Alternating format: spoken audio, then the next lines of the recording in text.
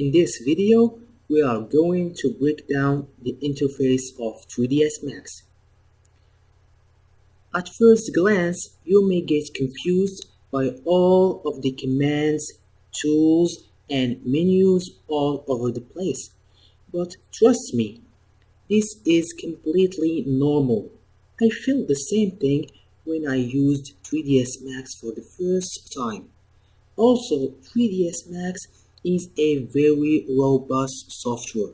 It is being used in movies industry, games industry, architectural visualization, and much more. So it will be normal to see all this amount of options and possibilities available right in front of you. But as you will be learning the basics and working on projects, you will get used to it very quickly. So right at the top, we have the menu bar. In here, you can find a whole lot of commands and options categorized by topics. Some of the commands are grayed out, meaning that they are not available unless a certain condition is achieved, while some others end up with three little dots, meaning that when selecting this option, a dialog box will open up. Some other menus or some other commands are actually sub-menus, meaning that they contain nested options and commands. Okay, fantastic. Now, something to keep in mind is that if you are on a laptop or a screen with limited resolution, then some items may not fit horizontally on your screen. If this is the case, look for a small button with double triangles at the end of the menu bar. Click on it and you will see the remaining items. To the right hand side of the menu bar is an area where you can sign in to your Autodesk account. You can change your workspace layout by selecting an option from this drop-down menu. For instance, select the design interface workspace called Design Standard. Your icons may flicker. Once the interface is loaded, you will get a totally different layout for 3ds Max. For instance, this workspace exists in order to provide familiar environment for users of other Autodesk applications such as Autodesk Revit. Feel free to play around with the different workspaces and see which one may be best for you. You will learn how to control the look of the interface and manage your own workspaces in an upcoming video, so keep following. Underneath is the main toolbar. The main toolbar includes buttons and drop-down lists for controlling many of the most popular 3ds Max functions.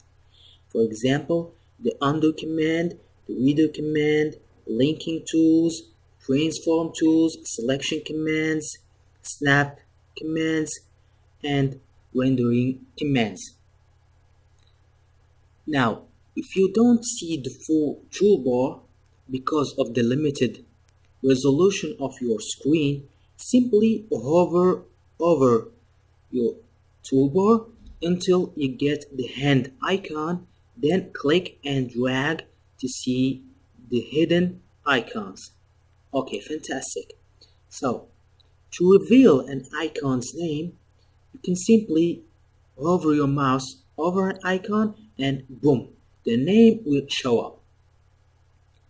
Okay, the big real estate in the middle is dedicated for the viewports. Viewports are in essence your window into the 3D world.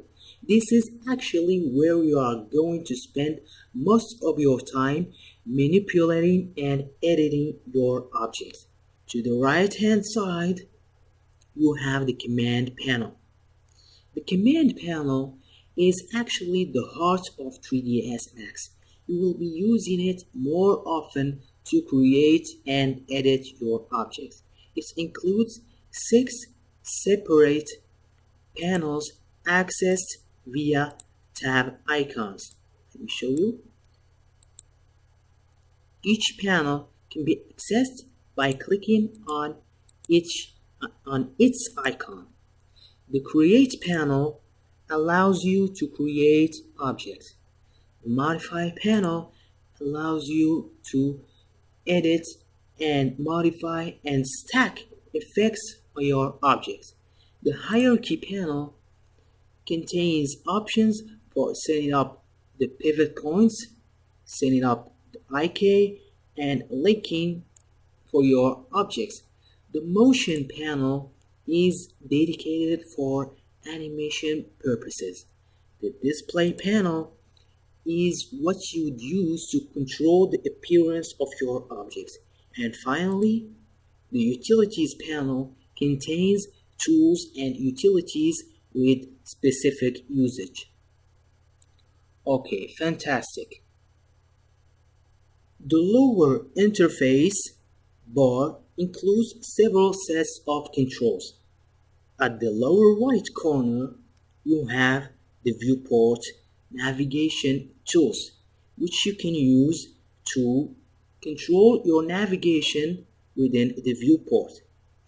They enable you to zoom, for example, pan around the active viewport, or orbit or rotate around the active viewport. There are actually several hotkeys that do the job a lot more easier without the need to look for the specific icon for orbiting or zooming, for example. You will be learning about these hotkeys very soon. Next, you have key controls, which you can utilize to create animation keyframes. To the left, you have playback controls or time controls. You may be familiar with these icons found on most of the audio and video devices. You can utilize these icons to play your animation, stop your animation, move forward by 1 frame, move backward by 1 frame, jump to the last frame, or jump to the first frame, and so on. Above that is the timeline. The timeline actually displays the animation keyframes as color-coded rectangles, with red for positional keyframe, green for rotational keyframes, and blue for scale keyframes. Parameter keyframes are usually displayed with gray rectangles.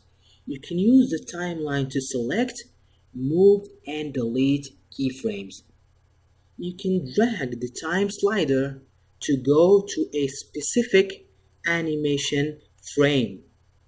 It also gives you the actual number of frames you are at and the total number of frames in your scene. The status bar provides you with valuable information such as the number and type of object selected, transformation values, and the grid size. The prompt line serves the purpose of giving you what 3ds Max expects as far as what to do next when you're stuck. Next to the prompt line is the MaxScript mini listener. If you want to script in or automate a specific workflow or procedure, then you would use the MaxScript mini listener. The Scene Explorer gives you the opportunity to see every object in your scene. Here you can filter out the display of your objects, name your objects, show or hide your objects, freeze your objects, and many more features. The Viewport Layout tab is an added feature in the recent versions of Max. You have the choice to customize the layout of your viewport by choosing from pre-made viewport configurations, like for example, working with just two viewport windows laid out in such a manner to help you in your workflow. And the last thing to mention is that when starting out with 3ds Max, you may or may not have the ribbon showing by default. The ribbon is primarily used for modeling purposes. Okay, fantastic. That's it for this lesson. We have seen the various components of the 3ds Max interface.